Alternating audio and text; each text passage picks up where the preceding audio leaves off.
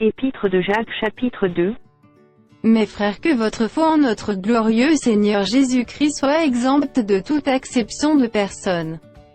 Supposez, en effet, qu'il entre dans votre assemblée un homme avec un anneau d'or et un habit magnifique, et qu'il y entre aussi un pauvre misérablement vêtu. Si, tournant vos regards vers celui qui porte l'habit magnifique, vous lui dites, « Toi, assieds-toi ici à cette place d'honneur. » Et si vous dites au pauvre, « Toi, tiens-toi là debout. » Ou bien, « Assieds-toi au-dessous de mon marchepied. » Ne faites-vous pas en vous-même une distinction, et ne jugez-vous pas sous l'inspiration de pensées mauvaises?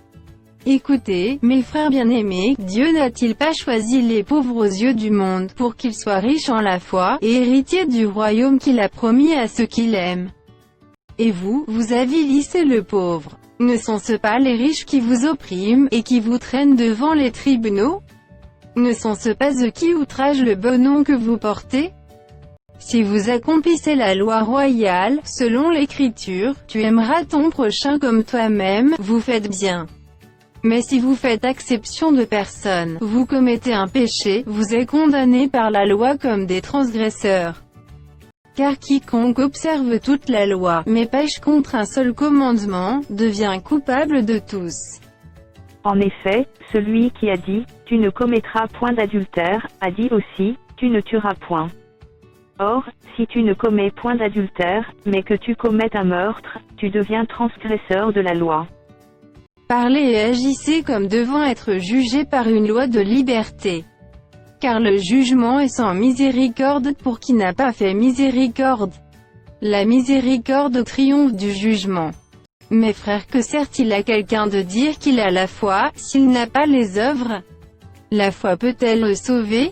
Si un frère ou une sœur sont nus et manquent de la nourriture de chaque jour, et que l'un d'entre vous leur dise, « Allez en paix, chauffez-vous et vous rassasiez. » Et que vous ne leur donniez pas ce qui est nécessaire au corps, à quoi cela sert-il?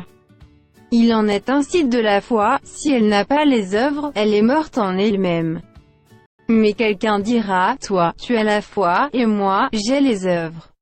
Montre-moi ta foi sans les œuvres, et moi, je te montrerai la foi par mes œuvres. » Tu crois qu'il y a un seul Dieu, tu fais bien, et les démons le croient aussi, et ils tremblent.